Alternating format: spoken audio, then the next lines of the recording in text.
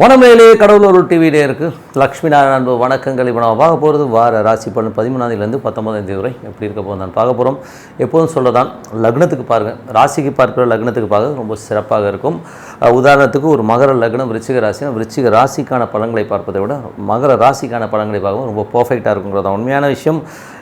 அதுக்கப்புறம் பார்த்திங்கன்னா தசாபுத்தி பலன்கள், ஏன்னா ஃபஸ்ட்டு வந்து பொது பலன்கள் வரும், அதுக்கப்புறம் தசாபுத்தி பலன்கள் வரும். அது உங்களுடைய என்ன தசாபுத்தி அந்தரன் இருக்கோ அதையும் வந்து மிங்கிள் பண்ணி பார்க்கும்போது அது ரொம்ப பர்ஃபெக்டாக இருக்கும்.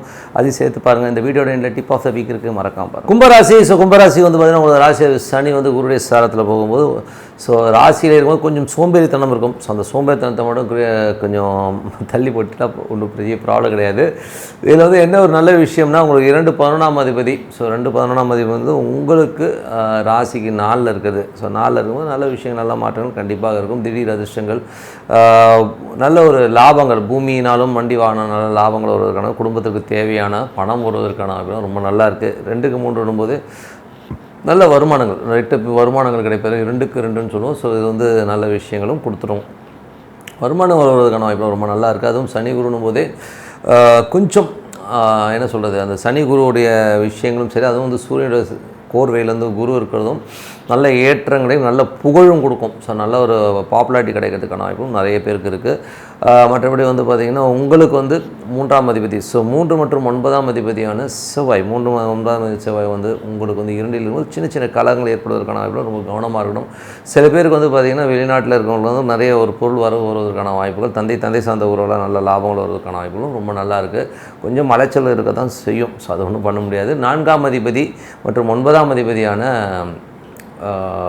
சுக்கிரன், ஸோ 9ஆம் அதிபதி சுக்கிரன் வந்து பார்த்திங்கன்னா 3ல் இருக்கும்போது தாயாருக்கும் உங்களுக்கும் ஒரு சின்ன கருத்து பேதங்கள் வருவதற்கான வாய்ப்புகளும் ரொம்ப கவனமாக இருக்கணும். அதுவும் வந்து பார்த்திங்கன்னா சுக்கிரன் சுயசாரத்திலே போகும்போது அப்பா உங்களுக்கு சப்போர்ட் பண்ணாலும் தாயார் சம்மந்தமான விஷயம் வந்து சின்ன மன உளைச்சல், கொஞ்சம் கருத்து பேதங்கள், இல்லைனா கொஞ்சம் உடல் ரீதியான விஷயங்கள் அவங்களுக்காக செலவு பண்ணுறதுக்கான வாய்ப்புகள் நிறைய பேருக்கு இருக்கும். ஸோ அதை கொஞ்சம் பார்த்துக்கணும். அதுக்கப்புறமாக உங்கள் 5ஆம் அதிபதி மற்றும் 8ஆம் அதிபதியான புதன் வந்து பார்த்திங்கன்னா 3ல் இருக்கும்போது குழந்தைகள் விஷயங்கள் ரொம்ப கவனம் தேவை. கமிட்மெண்ட் கொடுக்கறதுக்கு முன்னாடி கொஞ்சம் யோசிச்சு கமிட்மெண்ட் பண்ணுங்கள். டாக்குமெண்ட் சைன் பண்ணுறதுக்கு முன்னாடி 1க்கு 4 வாட்டி யோசிச்சு சைன் பண்ணுறது ரொம்ப ரொம்ப அவசியம். ஏன்னா புதன் கேதுவுடைய சாரத்தில் இருக்கும்போது யாராச்சும் ஒருத்தர் ஏதோ ஒன்று சொல்ல, ஏதோ ஒரு அதை மண்டையில் போட்டு குழப்பிக்கிறது, இல்லை ஏதாச்சும் ஒரு ரூமரை வந்து நினச்சி குழப்பிக்கிறது, இந்த மாதிரி விஷயங்கள்லாம் இருக்கும். ஸோ கொஞ்சம் கவனம் தேவை. 6ஆம் அதிபதியான சந்திரன், 6ஆம் அதிபதியான சந்திரன் வந்து இந்த வாரம் வந்து முழுக்க நல்ல சிறப்பான விஷயங்கள், வேலை சம்மந்தமான விஷயம், நல்ல லாபம், நல்ல ஏற்றமான விஷயங்களை கண்டிப்பாக கொடுத்துருவாருங்க. 7ஆம் அதிபதி சூரியனும் உங்களுக்கு இருக்கிறது வந்து பார்த்திங்கன்னா 4ல் இருக்கிறது வந்து நல்ல விஷயங்கள், நல்ல ஏற்றங்களை கொடுக்கும். 7 நாளும் ஒரு கேந்திராதிபதி கேந்திரத்தில் இருக்கும்போது ஒரு பெரிய வருமானம், நல்ல ஒரு புகழ், நல்ல ஒரு சந்தோஷங்களை கண்டிப்பாக ஏற்படுத்துங்க. ஸோ அதெல்லாமே ரொம்ப சிறப்பான விஷயங்கள் தான். அதே ஒரு 8ஆம் அதிபதி புதன் வந்து பார்த்திங்கன்னா 3ல் இருக்கும்போது தேவையில்லாத ஒரு மனக்கலக்கங்கள் வரும். ஸோ கொஞ்சம் கேர்ஃபுல்லாக இருக்கணும். யாராச்சும் ஏதாவது சொல்லிட்டாங்க, அவங்க இது சொல்லியிருப்பாங்கன்னு சொல்லிட்டு மனதில் போட்டு குழப்பாமல் கொஞ்சம் ரிலாக்ஸாக இருக்க பாருங்கள். ஸோ தேவையில்லாத மன உளைச்சல் வருவதற்கான வாய்ப்பு கொஞ்சம் கேர்ஃபுல்லாக இருக்கணும். ஏன்னா வந்து 5, 8 குழந்தைகளை நினச்சி சில பேர் வந்து டென்ஷனாக வரதுக்கான வாய்ப்புகள் கொஞ்சம் பார்த்து நடந்துக்கணும். மற்றபடி வந்து பார்த்திங்கன்னா உங்களுக்கு வந்து 9ஆம் அதிபதி வந்து சுக்கிரனும் பார்த்திங்கன்னா உங்களுக்கு வந்து 3ல் இருக்கும்போது நிறைய பிரயாணங்கள் மேற்கொள்வதற்கான வாய்ப்புகள் சில பேருக்கு இருக்கும். ஸோ சிறு தூர பிரயாணங்கள், கொஞ்சம் அலைச்சல்கள் கொஞ்சம் தவிர்க்க முடியாது.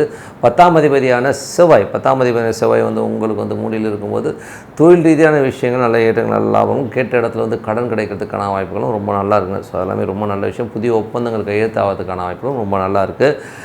11ஆம் அதிபதியான குரு வந்து பார்த்திங்கன்னா உங்களுக்கு 5ல் இருக்கும்போது நல்ல 4ல் இருக்கும்போது சொத்துக்கள், வண்டி வாகன நல்ல லாபங்கள் வருவதற்கான ரொம்ப சிறப்பாக இருங்க. ஸோ இதுவரை வந்து பார்த்தீங்கன்னா பொது பலன்கள். இப்போ வந்து தசாபதி பலன்கள் எப்படி இருக்கணும், கும்ப லக்னமாக இருந்து சூரிய தசாபதி அந்தரம் நடக்கணும். சூரியன் வந்து 7ஆம் அதிபதியாக இருந்து அவர் 4ல் இருக்கும்போது நல்ல சொத்துக்கள் அமைவதற்கான, புதிய வண்டி வாகனங்கள் அமைவதற்கான வாய்ப்பு ரொம்ப சிறப்பாக இருக்குது. அப்புறம் கும்ப லக்னமாக இருந்து சந்திர தசாபதி அந்தரம் நடக்கிறவங்களுக்கு அந்த வேலை நல்ல ஏற்றங்கள், நல்ல லாபங்கள், நல்ல அடுத்த கட்டத்துக்கு போகிறதுக்கான வாய்ப்பு ரொம்ப சிறப்பாக இருக்குது. கும்ப லக்னமாக இருந்து செவ்வாய் தசாபதி அந்தரம் நடக்கிறவங்களுக்கு, செவ்வாய் வந்து பார்த்திங்கன்னா உங்களுக்கு 3 மற்றும் 10ஆம் அதிபதியாக இருந்து அது வந்து புதிய ஒப்பந்தங்களை கொடுக்கறதுக்கான வாய்ப்புகள், புதிய ஒப்பந்தங்கள் மூலியமாக நல்ல வருமானம் வருவதற்கான வாய்ப்புகள் ரொம்ப சிறப்பாக இருக்குங்க. ஸோ அதில் வந்து நல்ல லாபங்களை கொடுப்பதற்கான வாய்ப்பும் ரொம்ப நல்லா இருக்குங்க. ஆனால் என்ன ஒன்று, சின்ன சின்ன கலகங்கள் ஏற்படுவதற்கான வாய்ப்புகள் ரொம்ப கவனமாக இருக்கணும். கும்ப லக்னமாக இருந்து இதில் வந்து பார்த்திங்கன்னா கும்ப லக்னமாக இருந்து ராகு தசாபுத்தி அந்தரம். ஸோ ராகு வந்து பார்த்திங்கன்னா உங்களுக்கு 2ஆம் அதிபதியாக வந்து புதனுடைய சாரத்தில் இருக்கும், ரொம்ப கவனமாக இருக்கணும். ஏன்னா ராகு தசாபுத்தி அந்தரம் கொஞ்சம் கேர்ஃபுல்லாக இருக்கின்ற காலகட்டங்கள், தேவையில்லாத விஷயங்களை மன உளைச்சல் வருவதற்கான வாய்ப்பு ரொம்ப கவனமாக இருக்கணும்.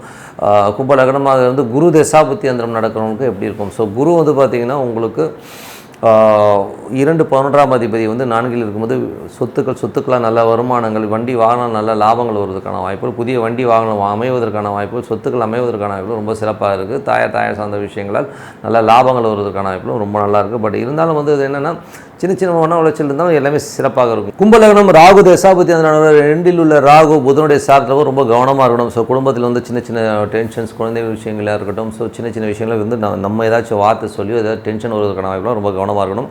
கும்பலக்னமாக இருந்து குரு தசாபதி அந்த குரு வந்து 2 11ஆம் அதிபதி வந்து சொத்துக்கள் வாங்குவதற்கான வாய்ப்புகள், வண்டி வாகனங்கள் யோகங்கள் வருவதற்கான வாய்ப்புலாம் ரொம்ப சிறப்பாக இருக்குங்க. கும்பலக்னமாக இருந்து சனி தசாபதி சனி வந்து குருடைய சாரத்தில் போய் அது வந்து நல்ல லாபங்களையும் நல்ல ஏற்றங்களையும் கொடுத்துருங்க. ஸோ இது வந்து இருந்த ஒரு பொருளாதார அடுத்த கட்டத்தில் ஒரு பெரிய பொருளாதாரம் கிடைப்பதற்கான வாய்ப்புகள், வண்டி வாகனங்கள் யோகங்கள் வருவதற்கான வாய்ப்புகள் ரொம்ப சிறப்பாக இருக்குங்க. புதிய வண்டி வாகனங்களை வாங்குவதற்கான யோகங்களும் ரொம்ப சிறப்பாக இருக்குது. அதுக்கப்புறம் பார்க்கும்போது கும்பலக்னமாக இருந்து புதன் தசாபுத்தி அந்த 5 8ஆம் அதிபதி திசையாக இருந்து 3ல் இருக்கும்போது தேவையில்லாத மன உளைச்சல், தேவையில்லாத இவங்க அப்படி சொல்லிட்டாங்க அவங்க சொல்லிட்டாங்க சொல்லிட்டு மைண்டில் போட்டுக்கிட்டு ஒரு கற்பனையிலையும் இல்யூஷன்லேயும் வந்து பல பிரச்சனைகளை வந்து நீங்களே குழப்பிப்பீங்க. ஸோ அதுலேருந்து கொஞ்சம் வெளியில் வந்துடுங்க. அப்புறம் கும்பலக்னமாக இருந்து கேது தசாபதி அந்த கேது வந்து பார்த்திங்கன்னா உங்களுக்கு வந்து 8ல் இருக்கும் ரொம்ப கவனமாக இருக்கணும். அது வந்து பார்த்திங்கன்னா வேலையில் வந்து கொஞ்சம் சின்ன ஸ்ட்ரெஸ்ஸஸ் வருவதற்கான வாய்ப்புகள் ரொம்ப கவனமாக இருக்கணும் ஒரு காலகட்டம் தாங்க. அதுக்கப்புறம் கும்பலக்னமாக இருந்து சுக்கிர தசாபதி அந்த வந்து சுக்கிரன் வந்து பார்த்திங்கன்னா உங்களுக்கு 4 9ஆம் அதிபதி 3ல் இருக்கும் தாயார் சார்ந்த விஷயங்கள், தாயாருடைய உடல்நலம் சார்ந்த விஷயம் ரொம்ப கவனமாக இருக்கணும். அதுக்காக சின்ன ஒரு செலவு வருவதற்கான வாய்ப்புகள் ரொம்ப கவனமாக இருக்கணும் ஒரு காலகட்டங்க. ஏன்னா வந்து 5ஆம் அதிபதி 4ஆம் அதிபதி 3ல் இருக்கும்போது அந்த மாதிரி விஷயங்களை கண்டிப்பாக பண்ணிவிடும். ஸோ கொஞ்சம் பார்த்து நடந்துக்கணும்.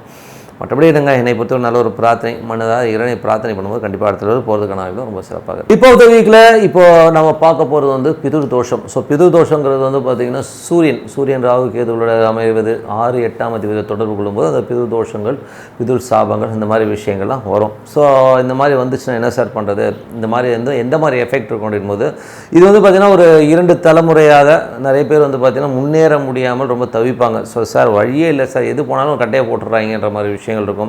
சில பேர் வந்து பார்த்திங்கன்னா நல்ல ஒரு அபிவிருத்தியில் வந்து நல்ல விஷயத்துக்கு படிப்பாங்க. உதாரணத்துக்கு பார்த்திங்கன்னா நல்ல ஒரு டாக்டர் படிப்பான், ஆனால் அந்த டாக்டர் தொழில் போவான், வேறு ஏதாவது தொழில் போயிடுவான், பிஸ்னஸ் போயிடுவான். அந்த நல்லா படித்ததை வந்து அப்படியே விட்டுட்டு வேறு எதுக்கு மாறுறது, இந்த மாதிரி வந்து நிறைய கன்ஃபியூஷன்ஸில் இருப்பாங்க. ஸோ அந்த மாதிரி விஷயங்கள் வந்து இருக்கும். இது வந்து பார்த்திங்கன்னா சூரியன், அதாவது தந்தையுடைய காரக தெய்வமான சூரியனுக்கு வந்து 6ஆம் அதிபதி தொடர்போ இல்லை இந்த ராகு கேதுவோட தொடர்போ இருந்ததுன்னா கண்டிப்பாக வந்து அந்த பிதுர் சாபங்கள் இருக்கும். சில நேரத்தில் வந்து அப்பா அம்மாட்ட சில பேர் சாபம் வாங்குறது, 8ஆம் அதிபதி தொடர்பு இருக்கும்போது அந்த ஒரு டென்ஷன், அந்த ஒரு டென்ஷனில் வந்து அவங்க எதாவது பேசுகிறது வந்து நமக்கு வந்து சாபமாக கன்வெர்ட் ஆகும். அதனால் வந்து கொஞ்சம் நம்ம என்ன பண்ணோன்னா இதுக்கு வந்து ஒரே தீர்வு என்னென்னா சூரிய பகவானை வணங்குவது மட்டும் இல்லாமல் எந்த கிரகம் உங்களுக்கு வந்து அந்த 9ஆம் அதிபதியாக வருதோ அந்த 9ஆம் அதிபதியும் வந்து ராகு கேதுவுடைய மற்றபடி அஷ்டமாதிபதி 6ஆம் அதிபதி தொடர்பு வந்து பிதுர் தோஷங்களாக கன்வெர்ட் ஆகும், பிதுர் சாபங்களாகவும் கன்வெர்ட் ஆகுங்க. ஸோ இதுக்கு என்ன பண்ணா அப்படின்னும்போது தந்தை வயதை ஒத்தவர்களுக்கு சாப்பாடு வாங்கி கொடுக்கலாம். ஓகேங்களா? ஸோ அது வந்து ஞாயிற்றுக்கிழமையில் வாங்கி கொடுத்தாலும் சரி, இல்லை உங்களுக்கு 9ஆம் அதிபதி இப்போ 9ஆம் அதிபதி சப்போஸ் செவ்வாய் இருக்குன்னு செவ்வாய்க்கிழமையில் வாங்கி கொடுங்க.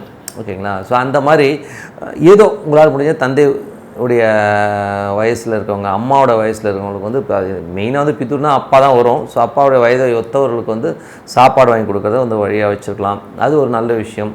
அப்படி இல்லைன்னா இன்னும் வேறு மாதிரி என்ன பண்ணலாம் அப்படின்னும்போது புனித யாத்திரைகள் ஏதாச்சும் ராமேஸ்வரம் போகிறது. ஸோ உங்கள் நட்சத்திரம் வர அன்றைக்கி வந்து ஒரு ராமேஸ்வரத்தை போய் குளியலில் போட்டு அங்கே ஏதாவது வயதானவர்களுக்கு ஏதாவது சாப்பாடு வாங்கி கொடுக்குறது, இந்த மாதிரி விஷயங்கள் பண்ணும்போது கண்டிப்பாக வந்து இந்த நதி நீராடல், இந்த மாதிரி விஷயங்கள், முக்கூடல் சங்கமத்தில் வந்து குளிக்கிறது, ஸோ இந்த மாதிரி விஷயங்கள் பண்ணும்போது கண்டிப்பாக இந்த பிதுர்தோஷம் வந்து படிப்படியாக நீங்கும். ஸோ அது மட்டும் இல்லாமல் அது அந்த நதிக்கரையில் குளிக்கிறது மட்டும் இல்லாமல் குளிச்சுட்டு அந்த இறைவனை போய் வழிபாடு பண்ணிவிட்டு அங்கே வந்து நீங்கள் அன்னதானம் பண்ணும்போது அந்த தோஷங்கள் வந்து விலகும்.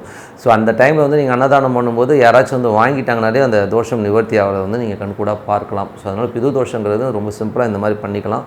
ஸோ இது வந்து இறை வழிபாடு. ஸோ இறைவனை வந்து வழிபாடு பண்ணலாம். சில தோஷங்களில் வந்து என்ன பிரச்சனை வரும்னா, செவ்வாய் சம்மந்தப்பட்டாலும் அஷ்டமாதிபதி சம்மந்தப்பட்டாலும் அந்த தோஷங்களுக்கான நிவர்த்தி கிடைக்காது. அப்படி இருக்கவங்க வந்து பிரார்த்தனை பண்ணலாம். ஸோ உதாரணத்துக்கு வந்து 9ஆம் அதிபதி வந்து குருவாக இருக்குன்னா ஏதாவது சித்த புருஷர்களையோ ஒரு ஆன்மீக குருமார்களையோ வந்து வேண்டுதல், ஏதோ ஒரு குருமார்கள் பாபாஜியை வேண்டலாம். ஸோ ஏதோ ஒரு குருமார்களை சங்கராச்சாரியை வேண்டலாம். ஸோ அந்த மாதிரி குருமார்களை வேண்டும்போது கண்டிப்பாக வந்து இதுக்கான ரிலீஃப் கிடைக்கும். ஸோ பிரார்த்தனை வந்து பரிகாரத்தை விட சிறந்து பிரார்த்தனை. ஸோ அந்த மாதிரி பிரார்த்தனை பண்ணும்போது இந்த பிதுர் தோஷங்களையும் பிதுர் சாபங்களையும் கண்டிப்பாக நிவர்த்தி பண்ணிட்டு வரலாங்கிறது தான் உண்மையான விஷயம். ஸோ நல்ல விஷயங்கள் நல்ல மாற்றங்களாக இருக்கணும்னா பிரார்த்தனை பண்ணுங்கள். சிறப்பான பலன் உங்களுக்காக காத்துங்க. நன்றி, வணக்கம். கடவுள் அருள் டிவியை பார்த்தமைக்க நன்றிகள். மேலும் இது போன்ற தகவல்களை தெரிந்து கொள்ள கடவுள் அருள் டிவியை சப்ஸ்கிரைப் செய்யுங்கள். மறக்காமல் பெல் ஐக்கானை கிளிக் செய்யுங்கள்.